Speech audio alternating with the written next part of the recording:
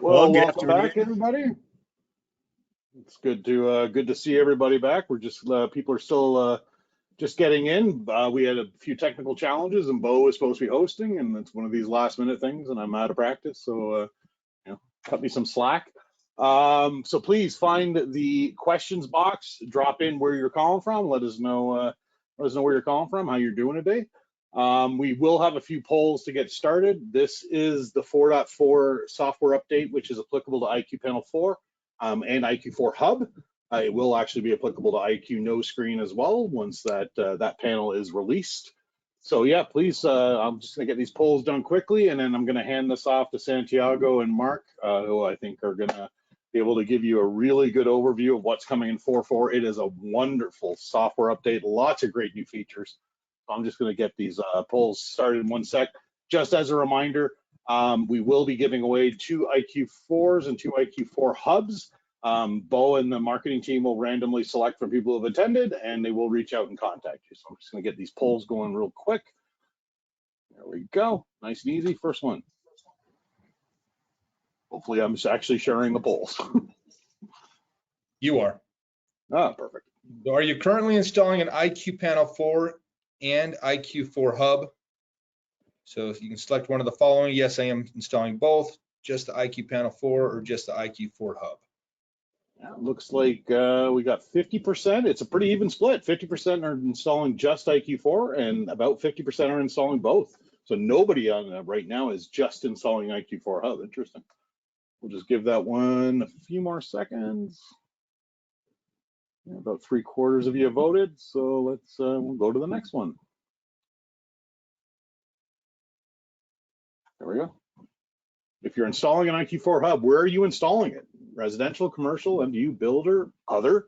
So if it is other, please drop it in chat, let us know. Very good. And this is a multiple choice collection, multiple choice selection. So, choose all that apply, which some of you figured out before I even said, which is awesome. So yeah, great. Let's give that one a few more seconds.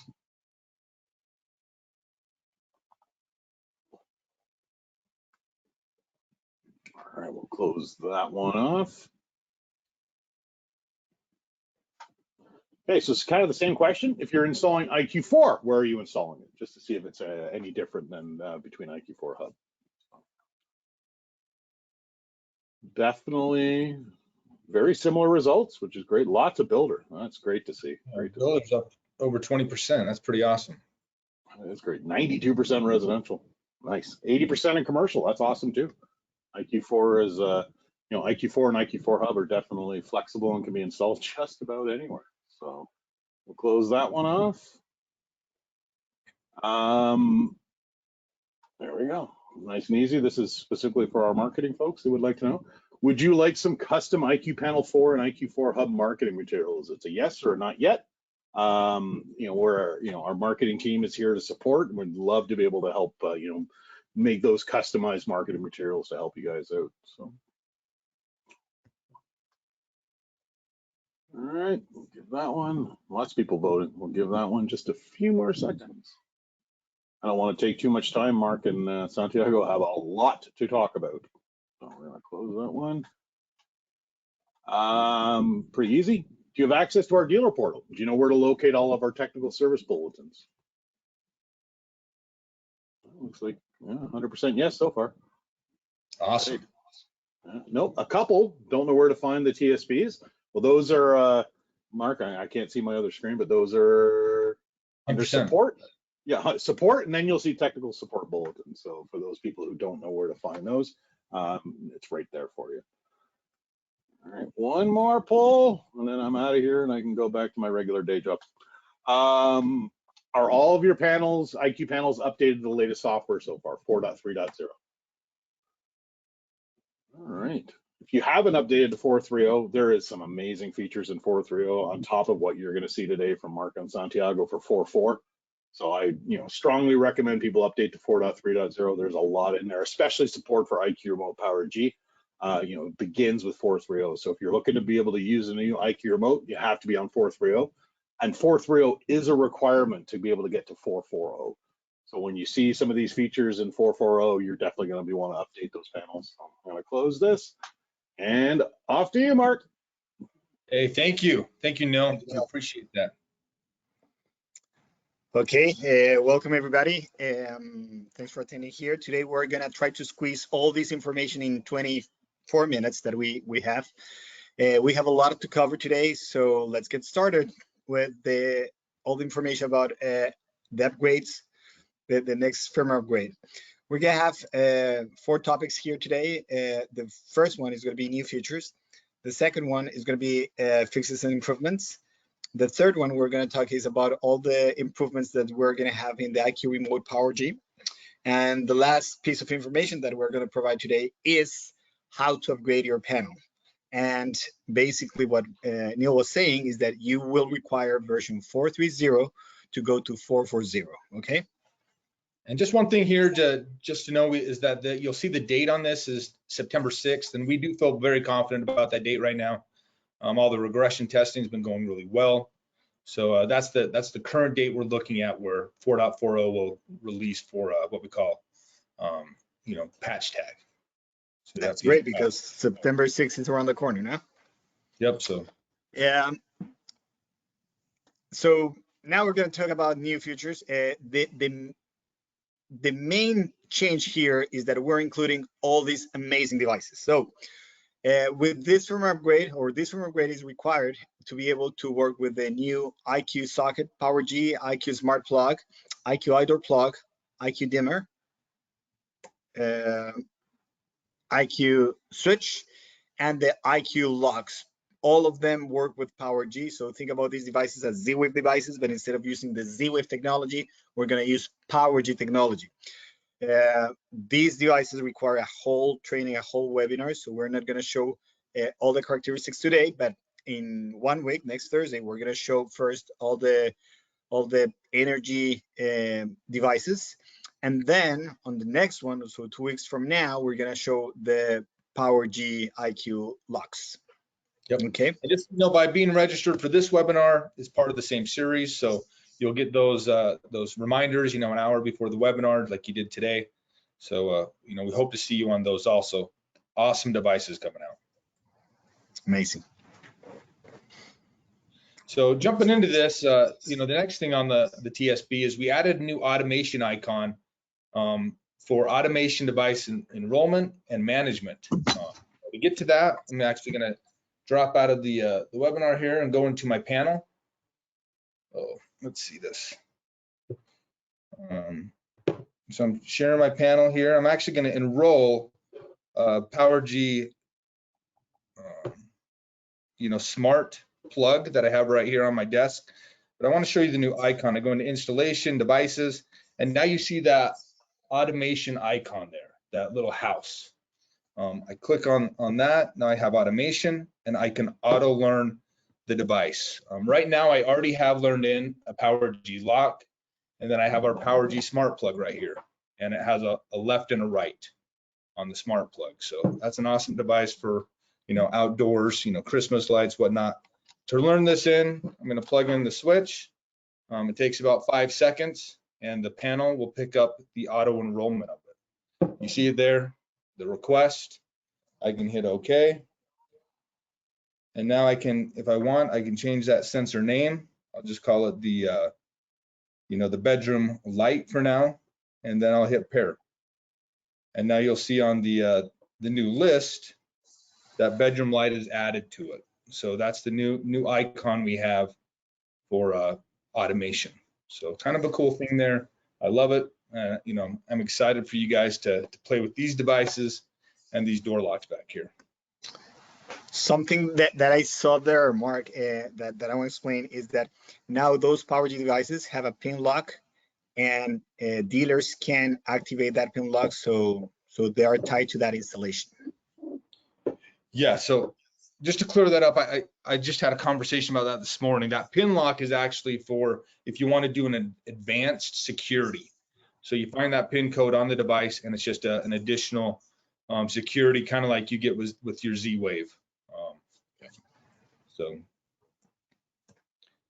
The next thing we wanted to jump into, just 1 second, we bounce ahead since I used my screen there, is we added support for night arming mode. So the panel now supports stay, away, and night. For some of you might be, hey, what is this? I've never heard of night arming.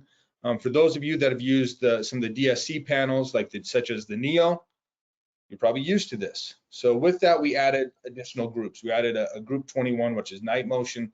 We also added a group 11 that I'll explain in just a second, which is a day zone. With this, when you go into add a motion now, you'll notice in the groups, there's an additional option here, 21.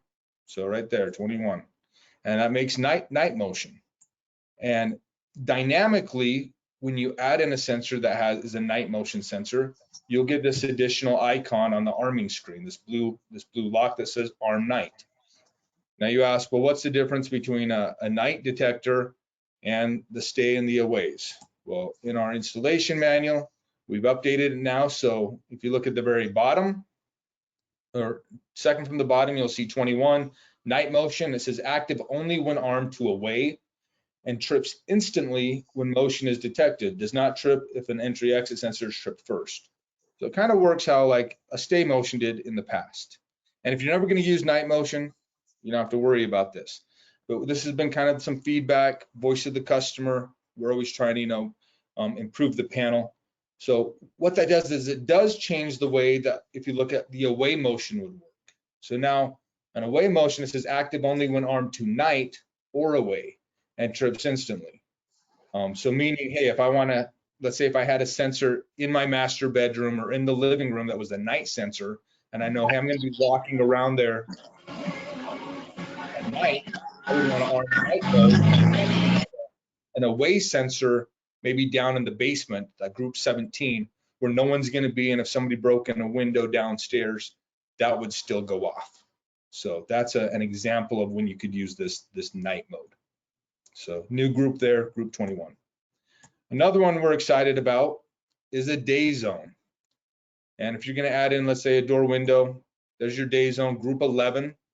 And the way this works is, let's say if you had, at your house, you have a gate out back, and you had a sensor on it, or even the back door, and you want to know if that door opens or closes, even when the system is not armed.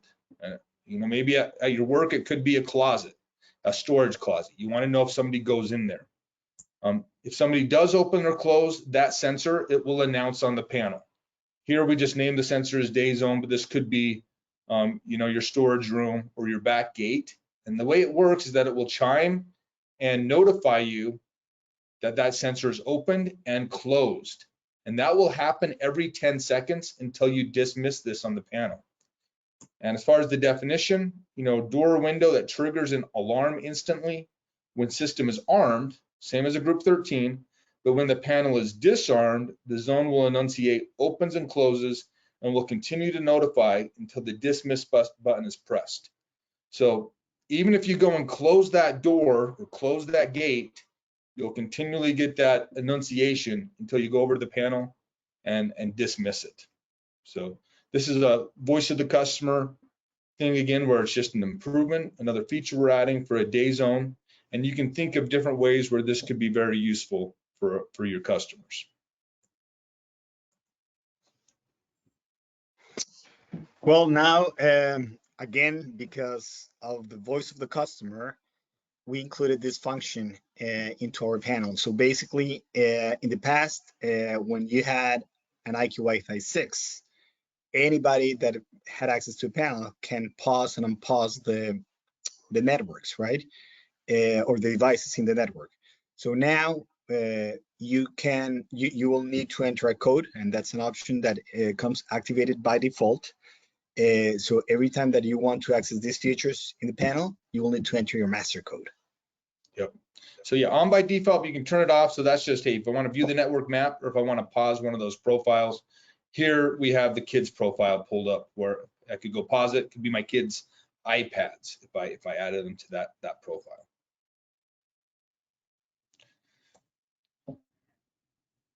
And we also added the support for the AirTech Siren, the AirTech Indoor Siren 6 that was not included in previous versions. and that was also required by some customers. Okay, this is a Z-Wave siren. And another group we added is group 50. And what this is going to now allow you for simultaneous, the SBTM service that you get on alarm.com, to have that go to the central station. You know, if you go and learn in your temperature sensor, and I have one here on my desk, holding it up, you know, you're going to see these options now. Before you had the 51, the 53, the 52. 51 is non-reporting, has the high and the low. 50 now reports to the central station. You'll see here when you're learning it in, you still have that low threshold defaulted at 40, the high at 100. And here's the definition for it out of the installation manual. It says only for the use with the PowerG temp sensor, reports to the central station, allows for actual temperature monitoring with customizable high-low threshold settings. So really awesome new addition. And once again, this is just feedback from you guys that's improving our panel and just getting more functionality out of it. Okay, in the past, when we were doing panic buttons, zone definitions were 1 and 3, right? The thing is that those devices were usually wireless devices, wireless key fobs, and they didn't restore, they didn't send the restore. But now with this new zone definition, we're able to link latch panic button, and then it's gonna send the alarm, and it's gonna send the restore. The difference between 61 and 62 is that the first one is audible, and the second one, it's a silent panic. And if you see my camera, here's an example. You know, here's a hardwired in latching panic button into a 9945. So now you can have these restore.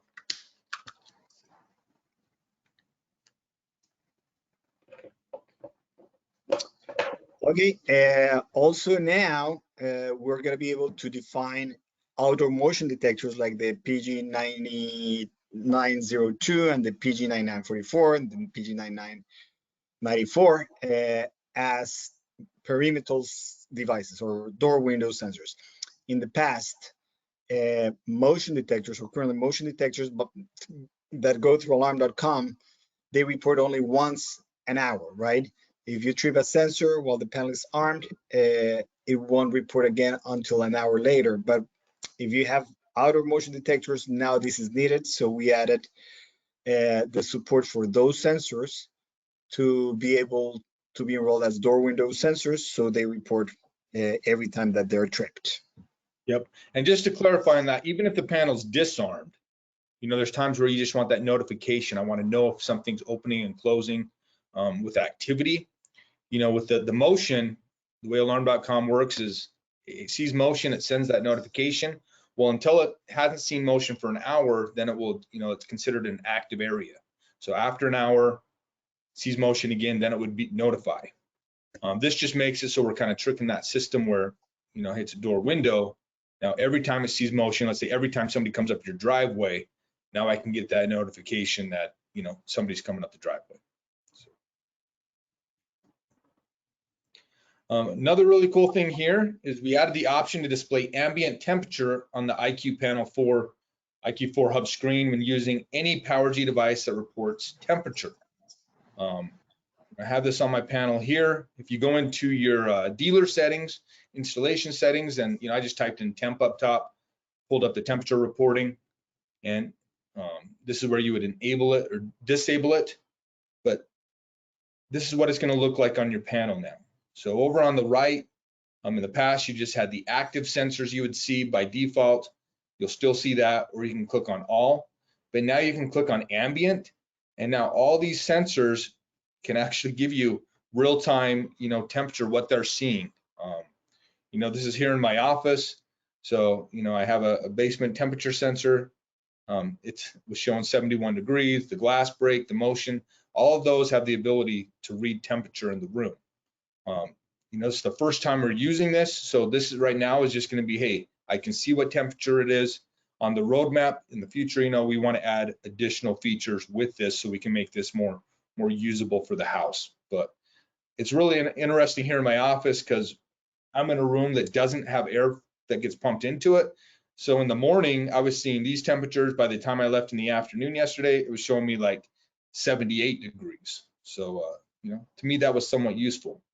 Mark, I think that is important to explain that people don't know, or most of the people that you asked about this, they don't know it. A lot of PowerG sensors have temperature sensors inside, and here's a list. Okay, so you guys can go through that list, and all those sensors that you see there, they report temperature. That's probably something that nobody knew, or very few people knew about. Yep. So pretty cool, feature we added to something that was already there inside the sensor that now we're taking advantage of, and we're going to improve this over time. We also made the improvement with your PowerG smokes. A little while back we made it so you could make it so your smokes would, you could go into the panel and say, hey, instead of only going off during a fire alarm, I want you to sound during any alarm event. So CO, intrusion, it just goes off. The problem is, this is bound under your sirens and alarms and programming, but the problem is it would do the fire cadence. So now with this update, we're going to have the different sound cadences that go for intrusion, the CO, or the fire. And this is optional. This is off by default. You can go in and say, hey, you have 6 smoke detectors in your house. We can use these as additional sounder devices and have them go off during an intrusion.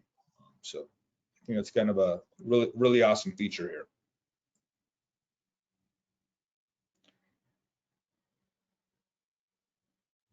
Okay, so now we're going to go through fixes and improvements. All what we fixed with this new firmware is also in that technical bulletin. We can start with, we changed the Z-Wave naming convention for settings related to automation. Yep, and this is more just language cleanup, right, Santiago? So instead of saying, before it was always Z-Wave automation, now we have PowerG automation, we support Zigbee automation. So now this is just, hey, these are automation devices. Correct. We also added support for the Z-Wave quick-set lock to improve the supervision request and make communication faster between panel and that lock. We also made improvements in the text size and movement in the photo frame screensaver. Can you explain a little bit more of that one, Mark? So that's just being able to see it better with the text size. As far as the Z-Wave Wiser lock, there's certain Wiser quick-set locks that were sending these kind of clogging the congestion of the network. So we made the fix on our side to clean that up. The improvement with the photo frame screensaver is just better text, better movement, kind of clean things up there.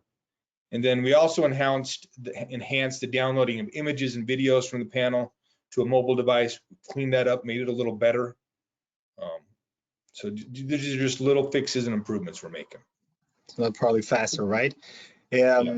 Also, on the IQ remote, in the glass break detector, we added a 30-second delay arm when you arm the panel, just to prevent false alarms during that initial period of arming. Yeah, so this just, once again, feedback from the customers, and we've gone in and improved the panel glass break, just done some stuff to help us. So as Santiago said, reduce false alarms. And then lastly, we corrected an issue where the newer ADC S2000 temp sensor, it wasn't pairing or showing up properly on our panel. So we fixed that. So it actually shows up as a temp sensor.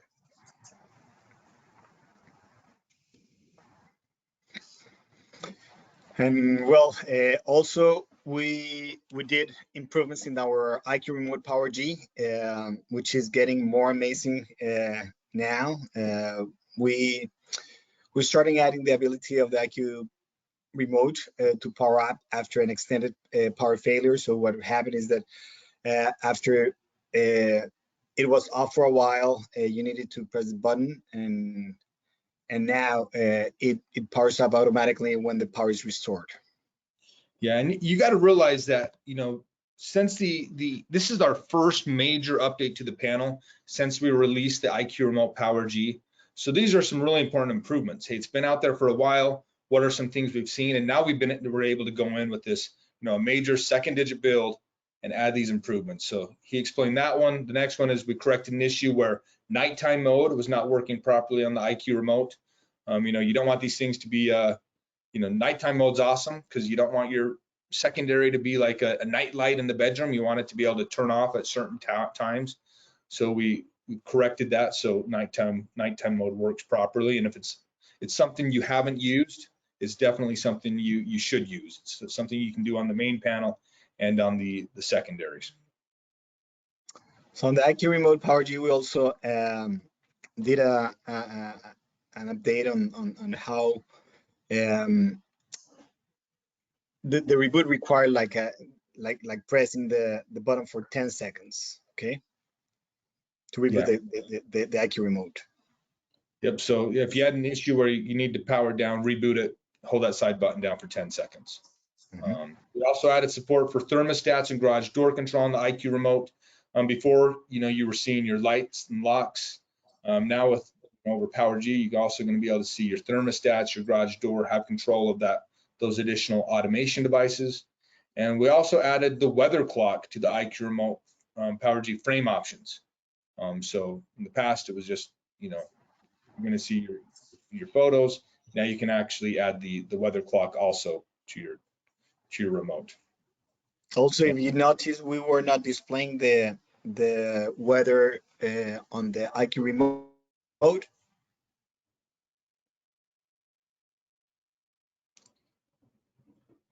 Did I lose you, Santiago?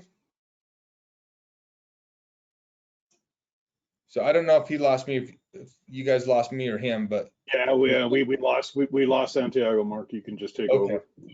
So yeah, weather to the IQ Remote Power G now functions on both, whether you're pairing it on Power G or Wi-Fi.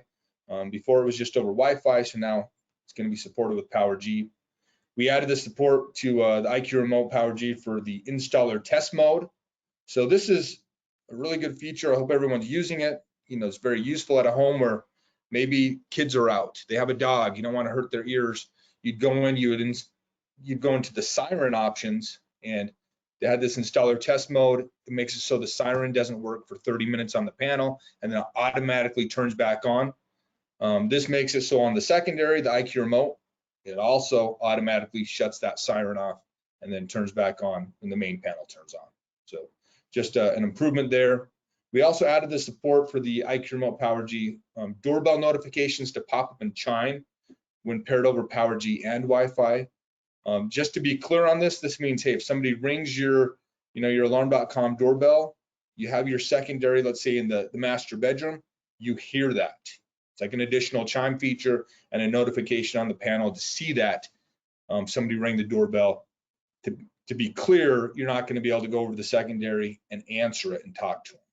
You can pull up your cameras, see your cameras, but you cannot, there's no audio over the secondary. And then the last two is, IQ Remote Power G enrolled via Power G will automatically upgrade on first enrollment instead of waiting 24 hours. So we've been sending out a special TSB also explaining how to set up the IQ Remote Power G. And, there is a way to manually go in and force an update when you enrolled over Power G. Now this will just automatically happen. So that's a nice little improvement. And then lastly, we've done a lot of behind the scenes work to just improve the communication between the secondary, the IQ Remote, and the main panel, improve that latency or any of those connectivity things. And those are things that over time will continually go in and make little improvements to the IQ Remote with our software updates. And then lastly, guys, we're at the hour. I just want to take 30 seconds to go on some update instructions. This is the last part of the TSB. Once again, this is looking to come out September 6th. For your, I think Neil mentioned this, we mentioned this at the beginning, that your IQ panel must be on version 4.30 or higher to be able to go up to 4.40. And also some other caveats, if you got one of the early versions of the IQ4, that are on 4.0 up to 4.10. They have to go up to 4.11 first. It's kind of a step update. And then, you know, those would be able to go up to 4.20 or 4.21. Then those would be able to go up to 4.30. So that's a little complicated jumping up through softwares, but just with some of the ways we've implemented things here, this is the way we had to do it. You know, maybe in the future we'll be able to clean that up, but for now you got to do those staggered updates to get up to 4.40. But as you can see, we went over a lot of awesome things today. This can be found on our dealer site, dealers.qualsys.com. You go down to the bottom of the page, you'll see technical service bulletins, and that's where we post, you know, our software updates and our technical service bulletins for anything out there that, you know, you might need with improvements on different products.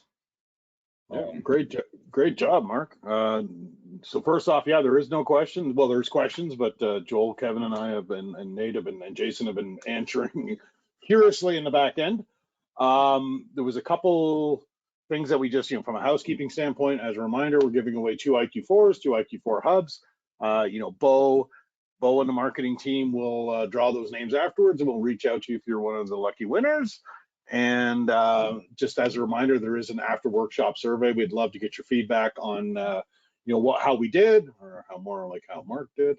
And, you know, if there's anything you want to see in future webinars. You know, next week, super exciting. You know, Mark kind of touched on it today. You know, Kevin will, our fearless leader, Kevin will be out here doing the PowerG automation. So all of the switches and lights and dimmers and outdoor plugs and indoor plugs, you know, so definitely tune in for that. And then the week afterwards, so that's the 24th is Kevin and PowerG automation. And then I'll be back on the 31st, and we'll be doing an in-depth webinar with Steve Lubin on IQ Lock PowerG. So definitely something to look forward to, you know, PowerG everywhere.